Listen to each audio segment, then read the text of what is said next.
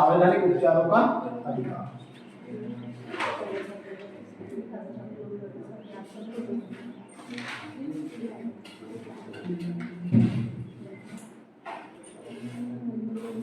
इसमें केवल एक ही अनुच्छेद है, अनुच्छेद 32। सब क्लोज जरूर है, 1 2 3। इसका अर्थ क्या है? यदि आपके जो भाग 3 में मौलिक अधिकार दिए हुए हैं, यदि आपको शिक्षा का अधिकार नहीं मिल रहा है तो उसके लिए आप डायरेक्ट अनुच्छेद 32 के तहत कहा जा सकते हो सुप्रीम कोर्ट, कहा जा सकते हो सुप्रीम कोर्ट, और 226 के तहत कहा जा सकते हो हाई कोर्ट। आप सभी को याद है कि जो क्रिमिनल मामले होते हैं, यानी किसी ने का फोन कर दिया, चोरी कर दी, तो आपने देखा होगा सभी या तो डिस्ट्रिक्ट कोर्ट में पहले केस दर्ज होते हैं, उसके बाद डिस्ट्रिक्ट कोर्ट, फिर हाई कोर्ट, सुप्रीम कोर्ट, फिर ऐसे चलते हैं मामले।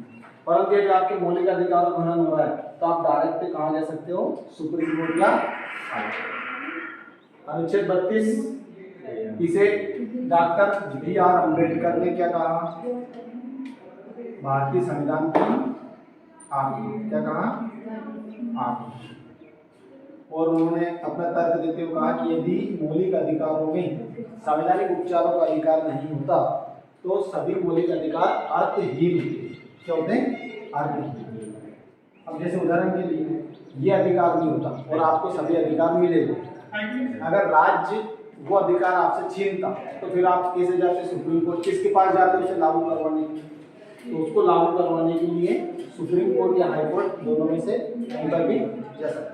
अगर आपने एक पिक्चर देखी हो, जय भीम करके आती है टीवी पर, देखी नहीं देखी? देखना, उसमें इसी के ऊपर है, हाई कोर्ट में करते हैं 226 के तहत अपन पढ़ेंगे। इसके तहत सुप्रीम कोर्ट और हाई कोर्ट को 5 प्रकार के रिट जारी करने की शक्ति प्राप्त है। वो रिट कौन कौन सी है वो भी पढ़ेंगे। तो वो केस रहता है उस पिक्चर में हेबियस कॉर्पस का। किसका रहता है? हेबियस कॉर्पस, प्रतिबंधी प्रत्यक्षीकरण। दिखाएंगे उसके बारे में क्या होता है, उत्प्रेषण क्या होता है ना, परमादेश क्या है ना, ये सब लिखेंगे। तो इसके अंदर थोड़ा सा लिखो आप, पहले तो ये लिख लेना अनुच्छेद 32 लिखवा देंगे सब, हेडिंग के लिखना। संविधान में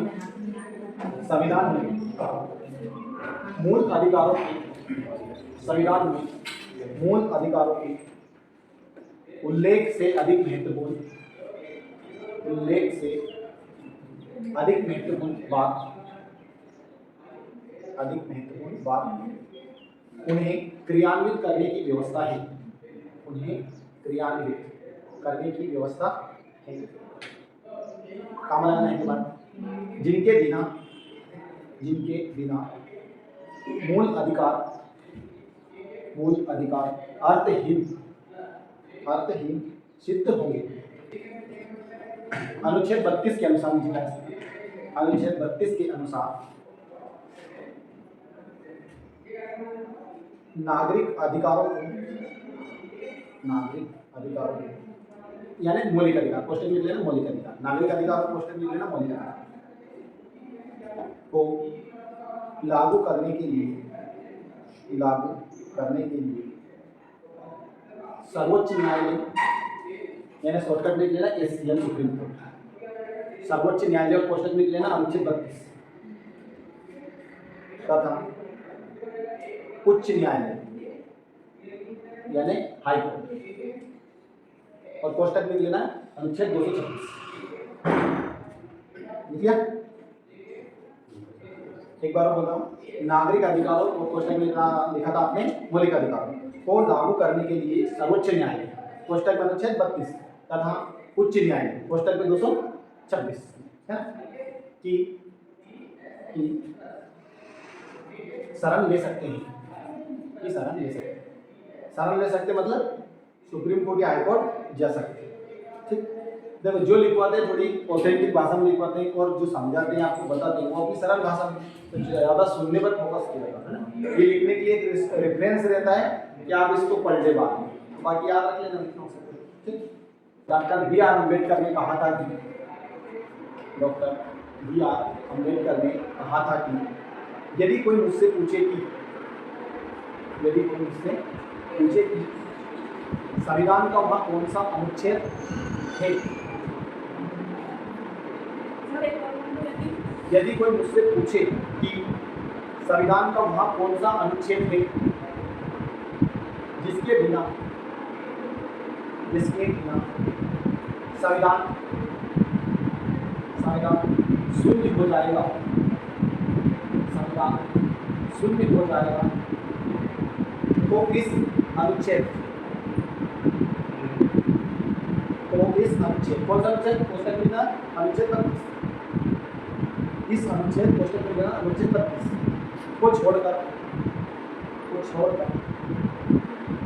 मैं और किसी अनुच्छेद की ओर छोड़कर मैं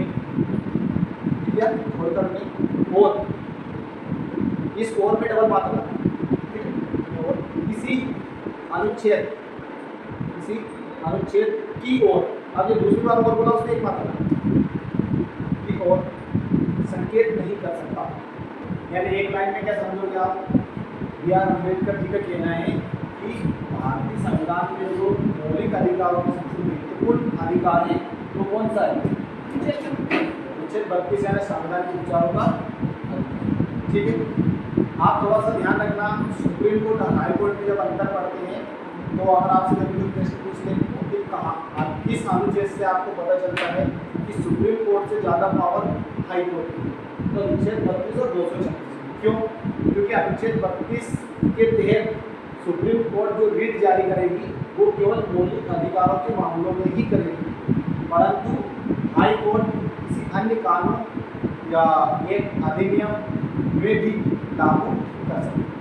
परंतु सुप्रीम कोर्ट यहाँ पर मौलिक अधिकारों के लिए रिट जारी करने के लिए अनिवार्य, परंतु हाई कोर्ट उसके लिए अनिवार्य। ये मौलिक अधिकारों में इसका और कोई जो बस इसलिए कि आपके जो इसके अलावा अपने 5 मौलिक अधिकार पड़े, संपत्ति का पहले थे था हटा दे, वर्तमान में टोटल 6 है, तो एक तो ये हो गया, इसके अलावा 5 और है, जैसे समानता का, स्वतंत्रता का, शोषण के विरुद्ध, है ना, हटाए पड़ा धार्मिक और संख्या को 30।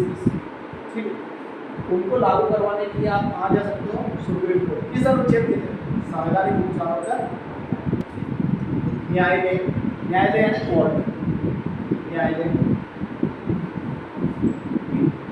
कई प्रकार की विशेष रिट, राइट लिखते हैं ना आप, लिखना उसमें से की हटा देना, रिट WRI रिट जारी करते हैं,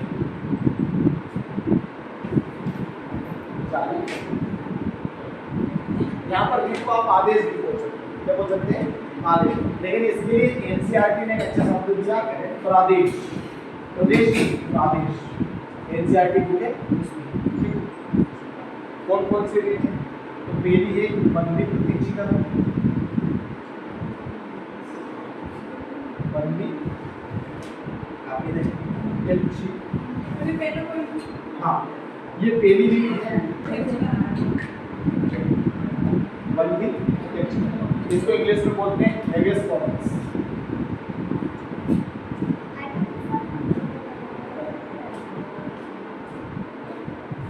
हेवियस कॉर्पस इसका अर्थ होता है bring to body, bring to body का मतलब शरीर सहित पेश करो।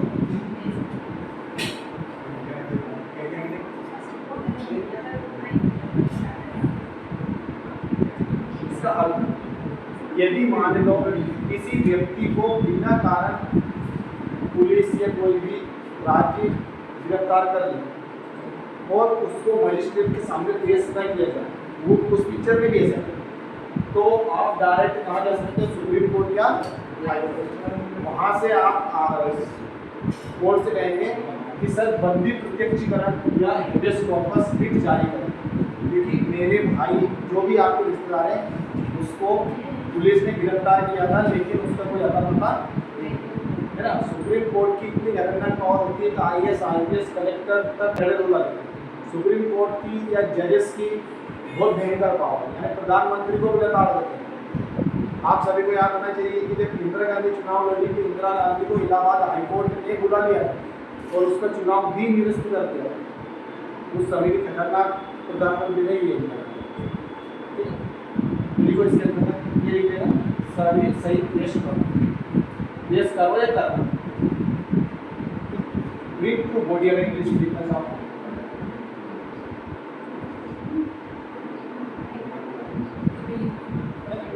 ये बंदी प्रत्यक्षीकरण का अर्थ, ठीक है, क्योंकि ये शब्द लेटिन शब्द है, इसका क्या लगा देखो इसका अंदर देखो इसके अंदर बंदी प्रत्यक्षीकरण के द्वारा, बंदी प्रत्यक्षीकरण के द्वारा कोर्ट या न्यायालय, कोर्ट किसी गिरफ्तार व्यक्ति को बंदी प्रत्यक्षीकरण के द्वारा कोर्ट किसी गिरफ्तार व्यक्ति को न्यायालय यानी कोर्ट के सामने प्रस्तुत करने का आदेश देता है। गिरफ्तार व्यक्ति को न्यायालय के सामने प्रस्तुत करने का आदेश देता है। अनुच्छेद 22 क्या कहता है, उसमें एक लाइन चाहिए थी अपने को कि 24 घंटे के अंदर किसी गिरफ्तार व्यक्ति को कहाँ प्रस्तुत करना, मजिस्ट्रेट के समक्ष। तो बंदी प्रत्यक्षीकरण तब जारी किया जाता है जब उस गिरफ्तार व्यक्ति को 24 घंटे के अंदर मजिस्ट्रेट के समक्ष प्रस्तुत नहीं किया जाता ना, तब सुप्रीम कोर्ट या हाई कोर्ट से ये रीट जारी करवाई जाएगी। ठीक है, आए समझ में बंदी प्रत्यक्षीकरण। एक बार और सुन लो, किसी गिरफ्तार व्यक्ति को मजिस्ट्रेट के सामने यानी न्यायालय में प्रस्तुत नहीं किया जाता है, यानी पुलिस वाले उस पिक्चर में देखना कभी आप देखोगे तो उसमें जय भीम आती रहती, तो उसमें उसको प्रस्तुत नहीं करते बल्कि उसको प्रताड़ित करते और उसको मार देते, पुलिस वाले मार देते हैं। तब वो पति की महिला एक वकील के जरिए बंदी प्रत्यक्षीकरण,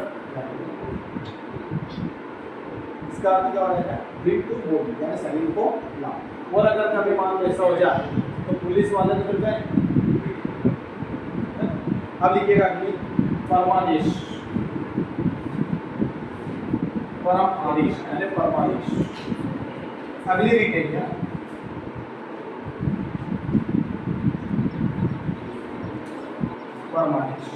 परमादेश को इंग्लिश में बोलते हैं मैंडमस।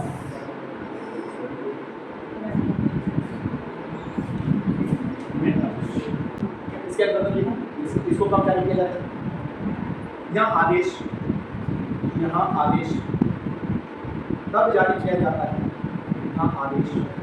तब जारी किया जाता है जब न्यायालय को लगता है कोई सार्वजनिक पदाधिकारी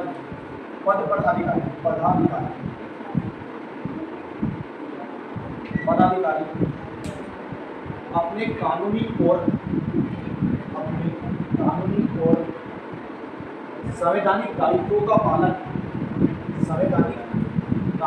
पालन नहीं कर रहा है और इससे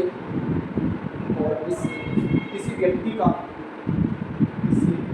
का मौलिक अधिकार प्रभावित हो रहा है। बंदी प्रत्यक्षीकरण कब जारी किया जाता है, तब किसी व्यक्ति को कोर्ट में पेश करना है। और परमादेश कब जारी किया जाता है, जब कोई पदाधिकारी अपने दायित्व का निर्वाह संवैधानिक रूप से नहीं कर रहा है ना। आगे लिखिएगा निषेध या प्रतिषेध।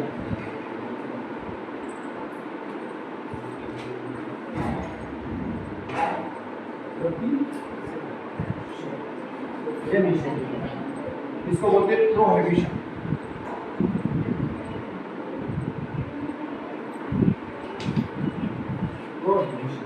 इसका अर्थ होता है मना करना। क्या होता है, मना करना या स्टेट ऑर्डर। इंग्लिश अर्थ देखना चाहो, स्टेट ऑर्डर।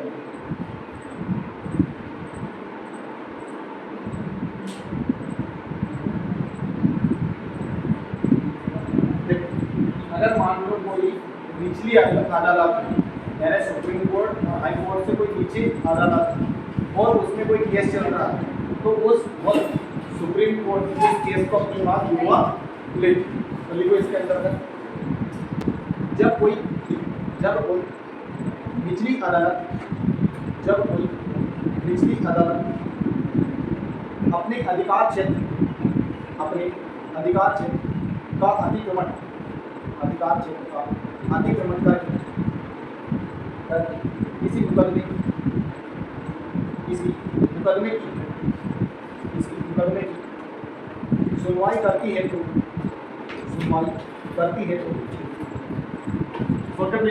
एससी या एससी यानी सुप्रीम कोर्ट या हाई कोर्ट उसे ऐसा करने से रोकने के लिए निषेध आदेश जारी करती है। ठीक है, अब देखो ध्यान रखना है, ये प्रोहिबिशन किसके लिए जारी होता है? निचली अदालत, इसके लिए निचली अदालत, और परमादेश किसके लिए जारी होता है? अधिकारी के लिए। ध्यान रखना, ये अदालतों के लिए है ना, जैसे डिस्ट्रिक्ट कोर्ट होता है, जैसे उदाहरण के लिए अपनी मध्य प्रदेश हाईकोर्ट काम पर जबलपुर, लेकिन अपनी जैसे कह सकते हैं कि नरसिंहगढ़ में जो कोर्ट है वो डिस्ट्रिक्ट कोर्ट है, ये अधिकार क्षेत्र के विरुद्ध भी केस मुकदमा लड़ रही है, यानी इसमें मुकदमा चल रहा है, तो उस समय सुप्रीम कोर्ट या हाई कोर्ट उस केस को अपने पास ट्रांसफर कर सकता है। तो परमादेश किसके विरुद्ध जारी किया जाता है? पदाधिकारी। अगला लिखिएगा अधिकार परीक्षा, इसी शब्द में अधिकार परीक्षा।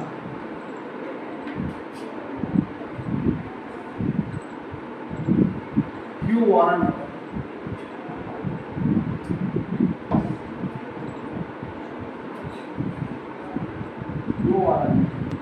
इसका अर्थ होता है आपका क्या अधिकार है, आपका अधिकार क्या है।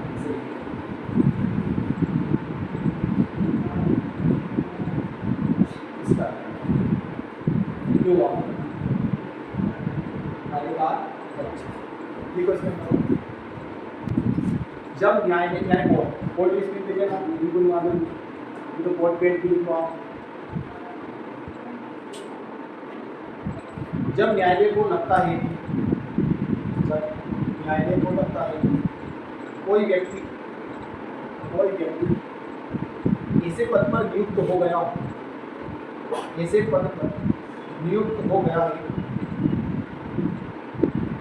जिस पर उसका कोई कानूनी हक नहीं है,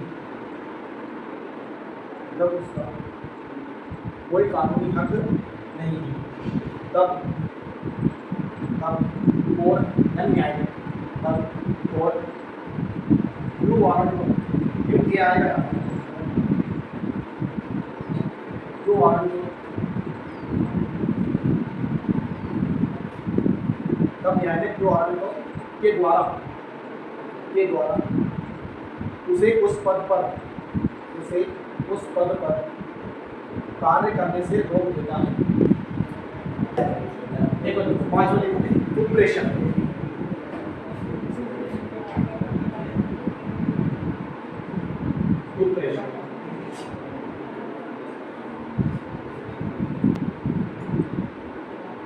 उसको पढ़ के बता।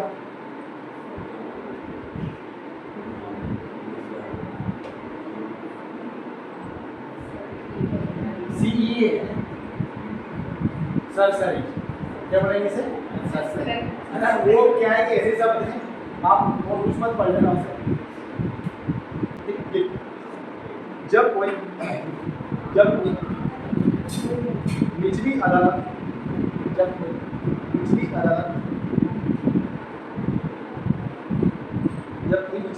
या सरकारी अधिकारी बिना अधिकार के कोई कार्य करता है,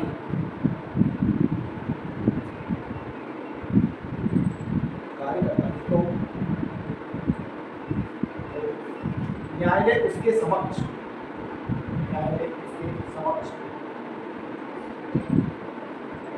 विचाराधीन मामले को उसके समक्ष विचाराधीन यानी जो चल रहा है मामला, विचाराधीन मामले को उससे लेकर उत्प्रेषण द्वारा उसे ऊपर की अदालत या अधिकारी को हस्तांतरित कर देता है। सुप्रीम कोर्ट और हाईकोर्ट अपन पढ़ेंगे, डिटेल से पढ़ेंगे तब आपको समझ में आएगा इनका अधिकार क्षेत्र कहाँ है। इनसे यूपीएससी में प्रश्न आता है और उसके बाद कोर्ट से भी प्रश्न आता है, हाईकोर्ट सुप्रीम कोर्ट से, ठीक है। और अनुच्छेद 32 से भी प्रश्न आता है। तो अनुच्छेद 32 इस तरह इसमें थोड़ा सा अनुच्छेद 31 लिखा है क्या आपको? अनुच्छेद 31 में क्या था? संपत्ति का अधिकार है ना, उसे हटाकर आप कानूनी अधिकार बना दिया है। ध्यान रखना, परीक्षा में पूछते हैं कि संपत्ति के अधिकार को संविधान मतलब मौलिक अधिकार से कब हटाया? 44 में संविधान संशोधन 1975। कल अपन पढ़ेंगे DPS and directive principle of state